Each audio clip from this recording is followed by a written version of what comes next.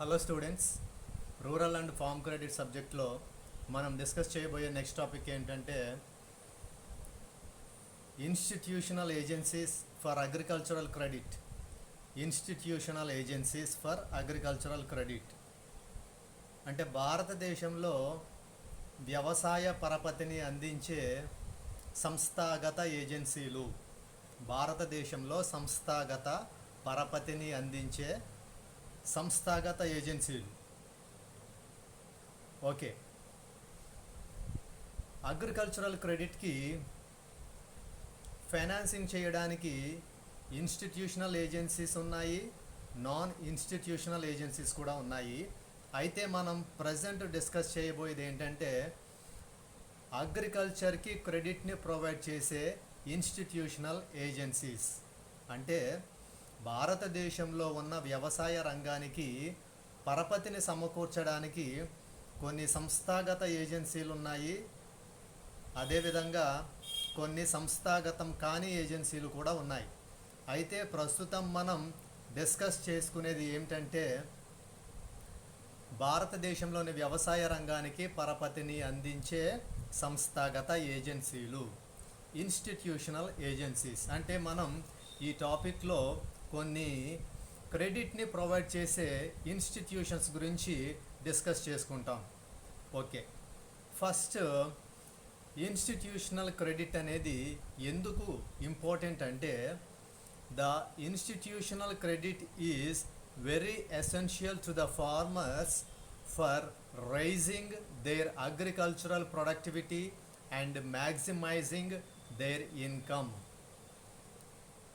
అగ్రికల్చర్కి క్రెడిట్ని ఎందుకు ప్రొవైడ్ చేయాలి అంటే రూరల్ ఏరియాస్లో ఉన్నటువంటి ఫార్మర్స్ వాళ్ళ యొక్క అగ్రికల్చరల్ ప్రొడక్టివిటీని రేజ్ చేయడానికి, దానితో పాటు వాళ్ళ యొక్క ఇన్కమ్ని మ్యాక్సిమైజ్ చేసుకోవడానికి అగ్రికల్చర్ క్రెడిట్ అనేది ప్రొవైడ్ చేయాలి. ఈ అగ్రికల్చర్ క్రెడిట్ అనేది ప్రొవైడ్ చేయడం వల్ల ప్రొడక్టివిటీ రైజ్ అవుతుంది, ప్రొడక్టివిటీ ఇంక్రీజ్ అవుతుంది, దానితో పాటు ఫార్మర్స్ యొక్క ఇన్కమ్స్ కూడా పెరుగుతాయి, ఫార్మర్స్ యొక్క ఇన్కమ్స్ కూడా ఇంక్రీజ్ అవుతాయి. సో ఈ విధంగా రూరల్ పీపుల్ యొక్క ప్రొడక్టివిటీని పెంచడం ద్వారా, రూరల్ పీపుల్ యొక్క అగ్రికల్చరల్ ప్రొడక్టివిటీ పెంచడం ద్వారా వాళ్ళ యొక్క ఇన్కమ్స్ని ఇంక్రీజ్ చేయడానికి అగ్రికల్చర్కి అవసరమైన క్రెడిట్ని ప్రొవైడ్ చేయాల్సి ఉంటుంది. దీన్నే అగ్రికల్చర్ క్రెడిట్ అంటారు. వ్యవసాయ పరపతిని ఎందుకు సమకూర్చాలి లేదా వ్యవసాయ పరపతిని ఎందుకు రైతులకు అందించాలి అంటే గ్రామీణ ప్రాంతాలలో ఉన్నటువంటి రైతులకు వ్యవసాయ పరపతిని అందించడం ద్వారా వారి యొక్క వ్యవసాయ ఉత్పాదకత పెరుగుతుంది మరియు వారి యొక్క ఆదాయాలు గరిష్టమవుతాయి. ఈ విధంగా గ్రామీణ ప్రాంతాల్లోని రైతుల వ్యవసాయ ఉత్పాదకతను పెంచడానికి మరియు రైతుల యొక్క ఆదాయాలను గరిష్టం చేయడానికి రైతులకు వ్యవసాయానికి అవసరమైన పరపతిని సమకూర్చాలి. దీనినే వ్యవసాయ పరపతి అంటారు. సో ఈ విధంగా రూరల్ ఏరియాస్లో ఉండే ఫార్మర్స్కి అగ్రికల్చర్కి అవసరమైన ఫైనాన్షియల్ సోర్సెస్ని ప్రొవైడ్ చేయడానికి కొన్ని ఇన్స్టిట్యూషన్స్ ఉన్నాయి. ఆ ఇన్స్టిట్యూషనల్ ఏజెన్సీస్ ప్రొవైడ్ చేసే క్రెడిట్ గురించి మనం ఇప్పుడు డిస్కస్ చేస్తాం. అంటే భారతదేశంలో ఉన్న వ్యవసాయ రంగానికి పరపతిని సమకూర్చే కొన్ని ఏజెన్సీలు లేదా సంస్థలు ఉన్నాయి. అవి వ్యవసాయానికి అవసరమైన పరపతిని అందిస్తాయి. భారతదేశంలో వ్యవసాయ రంగానికి పరపతిని అందించే వివిధ రకాలైన సంస్థల గురించి మనం ఇప్పుడు ఈ టాపిక్లో డిస్కస్ చేసుకుంటాం. రూరల్ ఏరియాస్లోని ఫార్మర్స్కి అగ్రికల్చర్ క్రెడిట్ ప్రొవైడ్ చేయడానికి ఉన్నటువంటి ఇన్స్టిట్యూషనల్ ఏజెన్సీస్లో మనం ముందుగా చెప్పుకోవాల్సింది వేటి గురించి అంటే కోఆపరేటివ్ క్రెడిట్ సొసైటీస్, సహకార పరపతి సంఘాలు. ఇవి రూరల్ ఏరియాస్లోనే ఉంటూ అక్కడ ఉండేటువంటి ఫార్మర్స్కి అవసరమైన ఫైనాన్షియల్ సోర్సెస్ని చాలా బాగా ప్రొవైడ్ చేస్తుంటాయి అని చెప్పడానికి అవకాశం ఉంది. ఈ సహకార పరపతి సంఘాలు అనేవి ప్రధానంగా గ్రామీణ ప్రాంతాలలో స్థాపించబడి అక్కడి ప్రాంతాలలోని రైతులకు అవసరమైన వ్యవసాయ పరపతిని సమకూర్చడంలో ఎంతో ప్రముఖమైన పాత్ర పోషిస్తున్నాయని చెప్పవచ్చు. ఇండియాలో ఈ కోఆపరేటివ్ సొసైటీస్ అనేవి ఈ అగ్రికల్చర్ సెక్టర్కి, ముఖ్యంగా రూరల్ పీపుల్కి అవసరమైన క్రెడిట్ని ప్రొవైడ్ చేయడంలో చాలా ఇంపార్టెంట్ కీ రోల్ ప్లే చేస్తున్నవి. ఇండియాలో ఉన్నటువంటి విలేజెస్లో nearly 86% villages and 36% of the rural population, అంటే ఇండియాలో ఉన్నటువంటి విలేజెస్లో 86% విలేజెస్కి, ఆ విలేజెస్లో ఉన్నటువంటి ఫార్మర్స్కి అవసరమైన అగ్రికల్చరల్ క్రెడిట్ని ప్రొవైడ్ చేస్తున్నవి కోఆపరేటివ్ సొసైటీస్. అదేవిధంగా రూరల్ పాపులేషన్ గురించి మనం మాట్లాడుకుంటే, రూరల్ పాపులేషన్లో అంటే కంట్రీలో ఉన్నటువంటి పాపులేషన్లో రూరల్ పాపులేషన్ 36% పాపులేషన్కి అవసరమైన అగ్రికల్చర్ క్రెడిట్ని ప్రొవైడ్ చేస్తున్నవి కూడా ఈ కోఆపరేటివ్ సొసైటీసే. అందుకే ఈ కోఆపరేటివ్ సొసైటీస్ అనేవి రూరల్ ఏరియాస్లో అగ్రికల్చర్ మీద డిపెండ్ అయిన ఫార్మర్స్కి అగ్రికల్చర్ క్రెడిట్ ప్రొవైడ్ చేయడంలో చాలా ఇంపార్టెంట్ కీ రోల్ ప్లే చేస్తున్నవని చెబుతున్నాం మనం. సో ఈ విధంగా ఈ సహకార సంఘాలు అనేవి భారతదేశంలోని వ్యవసాయ రంగంపై ఆధారపడిన రైతులకు, ప్రాముఖ్యంగా భారతదేశంలోని గ్రామీణ ప్రాంతాలలో వ్యవసాయ రంగాన్ని జీవనాధారంగా చేసుకుని వ్యవసాయాన్ని చేస్తున్న రైతులకు అవసరమైన వ్యవసాయ పరపతిని సమకూర్చడంలో ఈ సహకార సంఘాలు చాలా కీలక పాత్ర పోషిస్తున్నాయి. దేశంలో ఉన్నటువంటి గ్రామాలలో 86% గ్రామాలకు, ఆ గ్రామాలలోని రైతులకు అవసరమైన వ్యవసాయ పరపతిని ఈ సహకార సంఘాలు సమకూరుస్తున్నవని చెప్పడంలో ఏమాత్రం అతిశయోక్తి లేదు. అదేవిధంగా మొత్తం జనాభాలో 36% గ్రామీణ జనాభాకి అవసరమైన వ్యవసాయ పరపతిని సమకూర్చడంలో కూడా ఈ సహకార సంఘాలే చాలా కీలక పాత్ర పోషిస్తున్నవని చెప్పవచ్చు. సో ఈ విధంగా రూరల్ పీపుల్కి, ఫార్మర్స్కి అవసరమైన అగ్రికల్చరల్ క్రెడిట్ ప్రొవైడ్ చేయడానికి ఉన్నటువంటి ఇన్స్టిట్యూషన్స్లో మనం ముందుగా చెప్పుకోవాల్సినవి కోఆపరేటివ్ క్రెడిట్ సొసైటీస్. అంటే తెలుగులో వీటిని ఏమంటారు? సహకార పరపతి సంఘాలు అంటారు.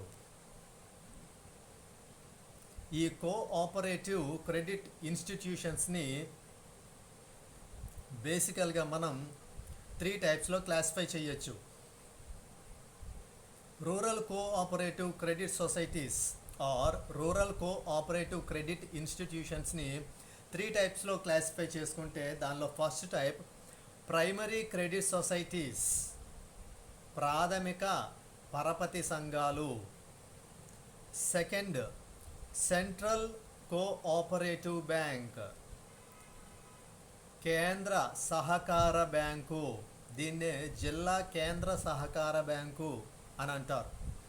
ఇక third type state cooperative bank, రాష్ట్ర సహకార బ్యాంకు. ఈ విధంగా రూరల్ కోఆపరేటివ్ క్రెడిట్ ఇన్స్టిట్యూషన్స్ని మనం 3 టైప్స్లో క్లాసిఫై చేసుకోవచ్చు. ఫస్ట్ది primary credit societies, next central cooperative bank, third one state cooperative bank. ఈ విధంగా బాటమ్ లెవెల్లో ఉండే credit societies primary credit societies, middle లెవెల్లో ఉండేటువంటి credit societies central cooperative credit societies, top లెవెల్లో ఉండే క్రెడిట్ సొసైటీస్ ఏంటంటే స్టేట్ కోఆపరేటివ్ బ్యాంక్స్. ఈ విధంగా కోఆపరేటివ్ సొసైటీస్ అనేవి 3 లెవెల్స్లో, బాటమ్ లెవెల్లో, మిడిల్ లెవెల్లో, టాప్ లెవెల్లో ఉంటాయి. బాటమ్ లెవెల్లో ఉండేది ప్రైమరీ క్రెడిట్ సొసైటీస్, మిడిల్ లెవెల్లో ఉండేది సెంట్రల్ కోఆపరేటివ్ బ్యాంక్, టాప్ లెవెల్లో ఉండేది స్టేట్ కోఆపరేటివ్ బ్యాంక్. ఈ విధంగా పరపతి సంఘాలు అనేవి 3 స్థాయిలలో వర్గీకరించబడ్డాయి. దిగువ స్థాయిలో, మధ్య స్థాయిలో, ఎగువ స్థాయిలో. దిగువ స్థాయిలో ఉండే సహకార సంఘాలను ప్రాథమిక వ్యవసాయ సహకార సంఘాలు అంటారు. మధ్య స్థాయిలో ఉన్న సహకార సంఘాలను కేంద్ర సహకార బ్యాంకులు అని పిలుస్తారు.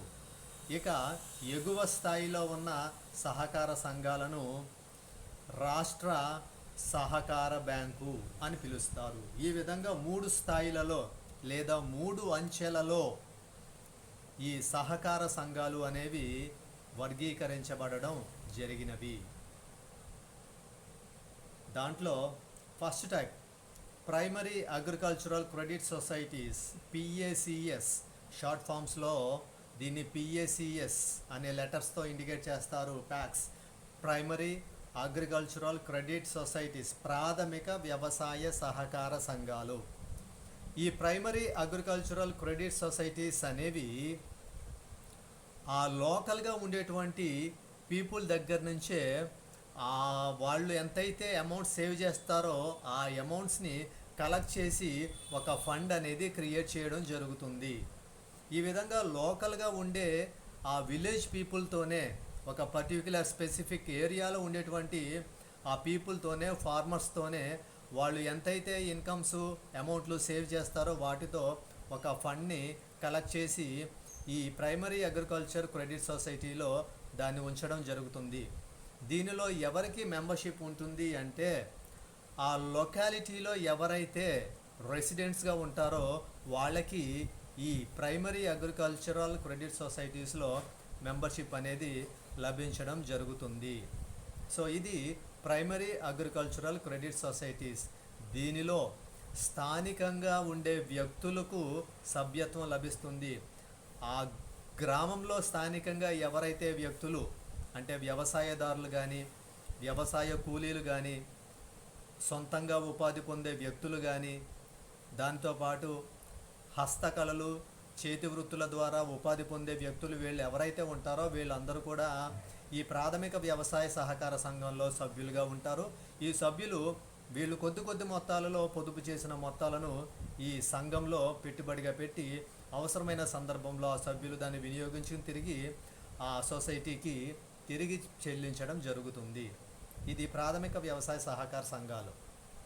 Next, district central cooperative bank, DCCB, జిల్లా కేంద్ర సహకార బ్యాంకు, జిల్లా కేంద్ర సహకార బ్యాంకు. ఈ డిసిసిబి అనేది, DCCB is a federation of primary agricultural cooperative societies in a specified area. ఒక స్పెసిఫిక్ ఏరియాలో ఉన్నటువంటి ప్రైమరీ అగ్రికల్చర్ కోఆపరేటివ్ సొసైటీస్ ఏవైతే ఉంటాయో వాటన్నిటి యొక్క ఫెడరేషనే ఈ డిస్ట్రిక్ట్ సెంట్రల్ కోఆపరేటివ్ బ్యాంక్. అంటే ఒక నిర్దిష్ట ప్రాంతంలో ఏ ప్రాథమిక వ్యవసాయ సహకార సంఘాలు అయితే ఉంటాయో వాటన్నిటి యొక్క సమాఖ్యగా, ఫెడరేషన్గా ఈ జిల్లా కేంద్ర సహకార బ్యాంకును చెబుతారు. దీనిలో మరి ఈ డిసిసిబిలో మెంబర్షిప్ ఎలా వస్తుంది అంటే, ఈ డిసిసిబిలో membership primary agriculture cooperative societies ఏవైతే ఉంటాయో వాటికి మాత్రమే దీనిలో మెంబర్షిప్ అనేది రెస్ట్రిక్ట్ చేయబడింది. ప్రాథమిక వ్యవసాయ సహకార సంఘాలు ఏవైతే ఉన్నాయో ఆ సంఘాలే ఈ డిసిసిబిలో సభ్యత్వం తీసుకోవడానికి అవకాశం ఉంటుంది, వీలు ఉంటుంది. అయితే ఈ మధ్యకాలంలో ఇండివిజువల్ పర్సన్స్ కూడా, అంటే వ్యక్తులు కూడా దీనిలో సభ్యులుగా చేరే అవకాశాన్ని కల్పిస్తున్నారు. రీసెంట్ డేస్లో, నోవేడేస్లో కూడా రీసెంట్గా ఇండివిజువల్స్ని కూడా ఈ డిసిసిబిలో మెంబర్స్గా చేరే అవకాశాన్ని కల్పిస్తున్నారు. ఇది DCCB, right. Next, state cooperative banks అంటే రాష్ట్ర సహకార బ్యాంకులు. రాష్ట్ర సహకార బ్యాంకులు అంటే కోఆపరేటివ్ బ్యాంక్స్ అనేవి 3 లెవెల్స్లో ఇవి స్కాటర్ అయి ఉంటే ఈ 3 లెవెల్స్లో టాప్ లెవెల్లో ఉన్నటువంటి కోఆపరేటివ్ సొసైటీ ఏ స్టేట్ కోఆపరేటివ్ బ్యాంక్. అంటే సహకార సంఘాల 3 అంచెల వ్యవస్థలో ఎగువ స్థాయిలో, పై స్థాయిలో ఉన్నటువంటి సహకార సంఘమే రాష్ట్ర కోఆపరేటివ్ బ్యాంక్. రాష్ట్ర కోఆపరేటివ్ బ్యాంక్. ఈ ఎస్సిఓబి అనేది ఎక్కువగా అన్ని జిల్లా కేంద్ర సహకార బ్యాంకులకు ఇది ఒక ఫెడరేషన్గా పనిచేస్తుంది. అంటే ఒక స్టేట్లో ఎన్ని డిస్ట్రిక్ట్ కోఆపరేటివ్ బ్యాంక్స్ ఉన్నాయో వాటన్నిటికీ ఇది ఒక హెడ్గా పనిచేస్తుంది. వీటన్నిటికీ పైన ఒక అడ్మినిస్ట్రేటర్గా ఇది పనిచేస్తుంది. అందుకే ఇది టాప్ లెవెల్లో ఉన్నటువంటి కోఆపరేటివ్ సొసైటీ. ఈ సొసైటీ అనేది బేసిక్గా స్టేట్ క్యాపిటల్లో ఇది ఎస్టాబ్లిష్ చేయడం జరుగుతుంది. అంటే రాష్ట్రం యొక్క రాజధానిలో ఈ రాష్ట్ర కోఆపరేటివ్ బ్యాంకు అనేది స్థాపన చేయడం జరుగుతుంది. ఈ రాష్ట్ర కోఆపరేటివ్ బ్యాంకులో రాష్ట్రంలో ఉన్నటువంటి అన్ని జిల్లా కేంద్ర సహకార బ్యాంకులు సభ్యులుగా ఉంటాయి. ఈ మూడంచెల సహకార సంఘాల వ్యవస్థలో పై స్థాయిలో ఎగువ స్థాయిలో ఉన్నటువంటి సహకార సంఘమే ఈ రాష్ట్ర సహకార సంఘము. రైట్. సో ఇవి అంటే ఇంతవరకు మనం డిస్కస్ చేసినవి అగ్రికల్చరల్ క్రెడిట్ని ప్రొవైడ్ చేస్తున్నటువంటి ఇన్స్టిట్యూషనల్ ఏజెన్సీస్లో ఫస్ట్ టైప్ అయినటువంటి కోఆపరేటివ్ సొసైటీస్. అంటే గ్రామీణ ప్రాంతాలలో వ్యవసాయ రంగానికి అవసరమైన పరపతిని సమకూర్చే సంస్థాగత ఏజెన్సీలలో మొదటి రకానికి చెందిన పరపతి సంఘాల గూర్చి మనం ఇంతవరకు డిస్కస్ చేయడం జరిగింది. సో ఇన్స్టిట్యూషనల్ ఏజెన్సీస్లో ఫస్ట్ కేటగిరీ కోఆపరేటివ్ సొసైటీస్ అనుకుంటే, ఆ తర్వాత కేటగిరీ కమర్షియల్ బ్యాంక్స్, వాణిజ్య బ్యాంకులు.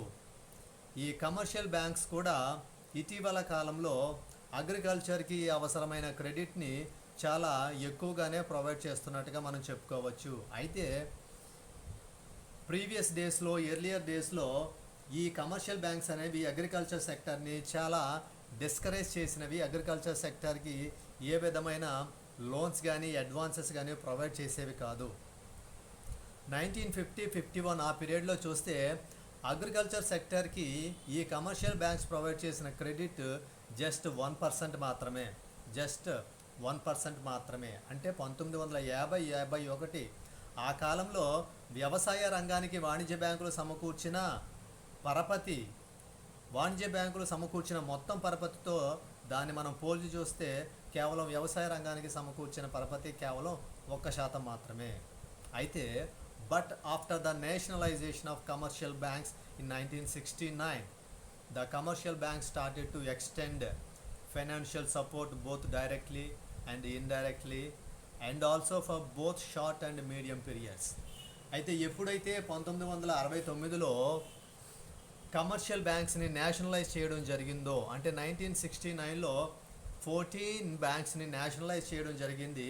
ఆ విధంగా 1969లో బ్యాంక్స్ యొక్క నేషనలైజ్ జరిగిన తర్వాత ఈ కమర్షియల్ బ్యాంక్స్ మంచి ఫైనాన్షియల్ సపోర్ట్ని, ఫైనాన్షియల్ అసిస్టెన్స్ని అగ్రికల్చర్ సెక్టర్కి ప్రొవైడ్ చేయడం జరిగింది.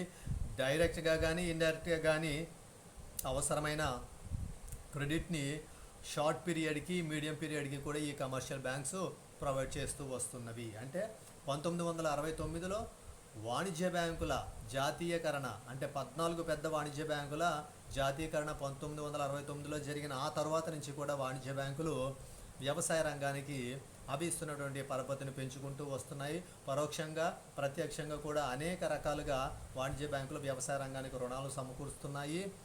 ఏ విధంగా అంటే స్వల్పకాలిక మరియు మధ్యకాలిక అవసరాలకు అవసరమైన రుణాలను వాణిజ్య బ్యాంకులు వ్యవసాయ రంగానికి సమకూరుస్తున్నవి. వాణిజ్య బ్యాంకుల తర్వాత రీజనల్ రూరల్ బ్యాంక్స్, ప్రాంతీయ గ్రామీణ బ్యాంకులు.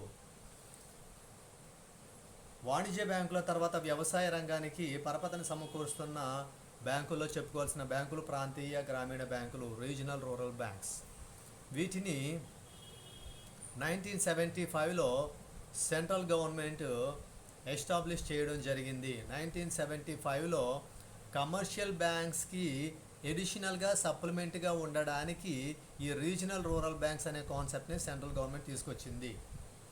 అంటే కమర్షియల్ బ్యాంక్స్ అగ్రికల్చర్ సెక్టార్కి అవసరమైన క్రెడిట్ని ప్రొవైడ్ చేస్తున్నాయి, అవసరమైన ఫండ్స్ని ప్రొవైడ్ చేస్తున్నాయి.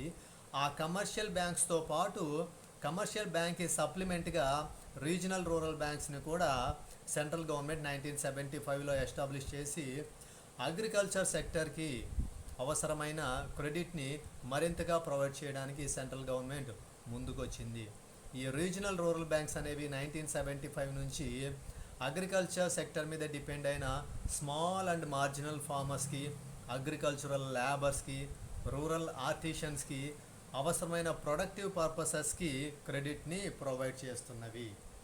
సో ఈ విధంగా 1975లో వాణిజ్య బ్యాంకులకు అదనంగా కేంద్రము ప్రాంతీయ గ్రామీణ బ్యాంకులకు కూడా వ్యవసాయ రంగానికి అవసరమైన నిధులు మంజూరు చేయడానికి ప్రాంతీయ గ్రామీణ బ్యాంకులను 1975లో కేంద్రం స్థాపించింది. ఆ విధంగా కేంద్రము 1975లో ఈ ప్రాంతీయ గ్రామీణ బ్యాంకులు స్థాపించిన తరువాత నుంచి ఇవి గ్రామీణ ప్రాంతాల్లో నివసిస్తున్న ప్రజలకు, ప్రాముఖ్యంగా వ్యవసాయ రంగంపై ఆధారపడి జీవనాన్ని కొనసాగిస్తున్న చిన్న ఉపాంత రైతులకు, వ్యవసాయ కూలీలకు, గ్రామీణ చేతి వృత్తుల వారికి అవసరమైన ఉత్పాదక అవసరాలకు ఈ ప్రాంతీయ గ్రామీణ బ్యాంకులు రుణాలను మంజూరు చేస్తున్నవి. రీజనల్ రూరల్ బ్యాంక్స్ తర్వాత మైక్రో ఫైనాన్షియల్ ఇన్స్టిట్యూషన్స్ అంటే సూక్ష్మ విత్త సంస్థలు అని దీన్ని తెలుగులో అంటారు. సూక్ష్మ విత్త సంస్థలు. ఈ మైక్రో ఫైనాన్షియల్ ఇన్స్టిట్యూషన్స్ని ఇంట్రడ్యూస్ చేయడానికి దీనికి బిహైండ్ ఉన్నటువంటి కాన్సెప్ట్ ఏంటంటే, ఈ మైక్రో ఫైనాన్షియల్ ఇన్స్టిట్యూషన్స్ రావడానికి ముందు బేసికల్గా ఈ ఫార్మర్స్ అందరూ కూడా అవసరమైన క్రెడిట్ కోసం రకరకాల కమర్షియల్ బ్యాంక్స్ మీద, రీజనల్ రూరల్ బ్యాంక్స్ మీద డిపెండ్ అయ్యేవారు. అయితే ఆ బ్యాంక్స్ ఆఫర్ చేసే రేట్స్ అనేవి చాలా రీజనబుల్గా ఉండేవి కాదు. దాంతోపాటు ఈ బ్యాంక్స్ ప్రొవైడ్ చేసే లోన్స్ అనేవి స్మాల్ ఫార్మర్స్కి, అన్ఎడ్యుకేటెడ్ ఫార్మర్స్కి చాలా అనేబుల్గా ఉండేది. వాళ్ళకి బ్యాంక్స్ ప్రొవైడ్ చేసే ఈ ఫైనాన్షియల్ రిసోర్సెస్ని వీళ్ళు తీసుకోవడానికి సరైన యాక్సెస్ ఉండేది కాదు. ఇలాంటి రీజన్స్ వల్ల ఈ స్మాల్ ఫార్మర్స్ని దృష్టిలో పెట్టుకుని, మార్జినల్ ఫార్మర్స్ని దృష్టిలో పెట్టుకుని తెర మీదకి వచ్చినటువంటి ఇన్స్టిట్యూషన్సే మైక్రో ఫైనాన్షియల్ ఇన్స్టిట్యూషన్స్. అంటే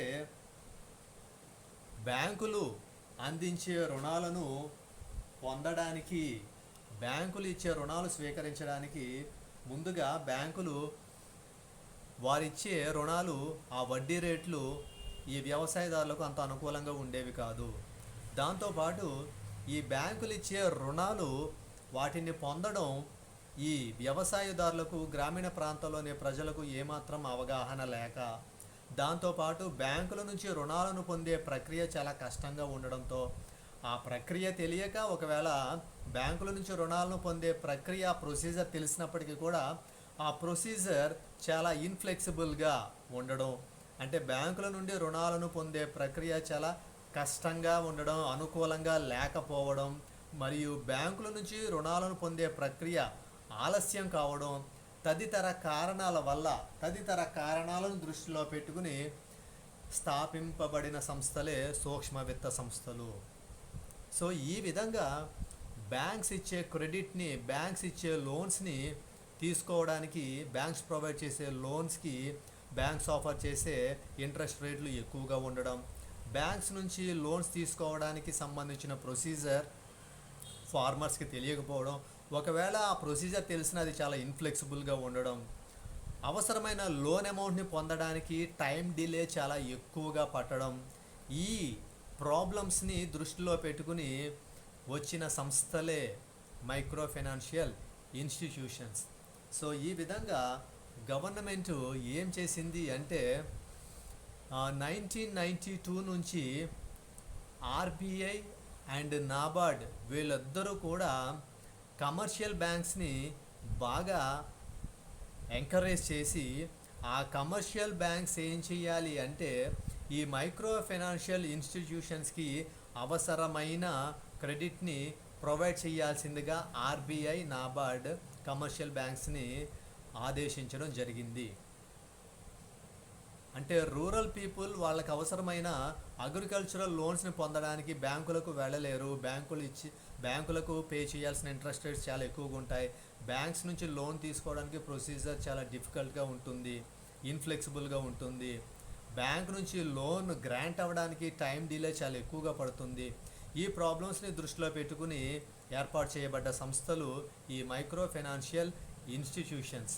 ఈ మైక్రో ఫైనాన్షియల్ ఇన్స్టిట్యూషన్స్ని గవర్నమెంట్ ఎంకరేజ్ చేయాలి, వీటికి అవసరమైన ఫండింగ్ ఇవ్వాలి అనేసి ఎవరికి ఆదేశించడం జరిగిందంటే కమర్షియల్ బ్యాంక్స్కి ఆదేశించడం జరిగింది. ఎవరంటే 1992లో ఆర్బీఐ అండ్ నాబార్డ్ ఇద్దరు కూడా సంయుక్తంగా ఈ కమర్షియల్ బ్యాంక్స్ ఎంఎఫ్ఐలకి అవసరమైన ఫండింగ్ అంతా కమర్షియల్ బ్యాంక్సే చేయాలని ఆదేశించడం జరిగింది. అప్పటి నుంచి కూడా ఈ మైక్రో ఫైనాన్షియల్ ఇన్స్టిట్యూషన్స్ యొక్క వర్కింగ్ నేచర్ చాలా బాగా ఇంప్రూవ్ అయింది.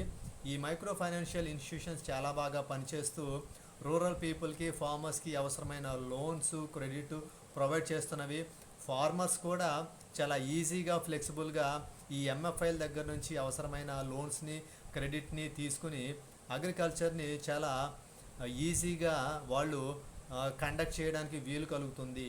సో ఆ విధంగా గ్రామీణ ప్రాంతాల్లో ప్రజలు వ్యవసాయాన్ని చాలా సాఫీగా, సమర్థవంతంగా చేసుకోవడానికి ఈ ఎంఎఫ్ఐలు, సూక్ష్మ విత్త సంస్థలు చాలా బాగా ఉపయోగపడినవని మనం చెప్పచ్చు. ఈ మైక్రో ఫైనాన్షియల్ ఇన్స్టిట్యూషన్స్ వల్ల జరిగిన 4 ముఖ్యమైన ప్రయోజనాలు ఏంటంటే, ఈ ఎంఎఫ్ఐలు అంటే మైక్రో ఫైనాన్షియల్ ఇన్స్టిట్యూషన్స్ అనే కాన్సెప్ట్ని సెంట్రల్ గవర్నమెంట్ తీసుకురావడం వల్ల ఫార్మర్స్కి లేదా రూరల్ పీపుల్కి కలిగిన అడ్వాంటేజెస్ ఏంటంటే, first point, it is the cost effective way of financing the rural people. అంటే రూరల్ పీపుల్ ఎవరైతే ఉంటారో, రూరల్ ఏరియాస్లో ఉండే పూర్ పీపుల్ ఎవరైతే ఉంటారో వాళ్ళకి కాస్ట్ ఎఫెక్టివ్గా లోన్స్ అనేవి ప్రొవైడ్ చేయబడుతున్నవి. అంటే గ్రామీణ ప్రాంతాలలో ఉండే నిరుపేదలైన వ్యక్తులకు, వ్యవసాయదారులకు చాలా తక్కువ వ్యయంలో రుణాలు అనేవి లభిస్తున్నవి. దేని ద్వారా?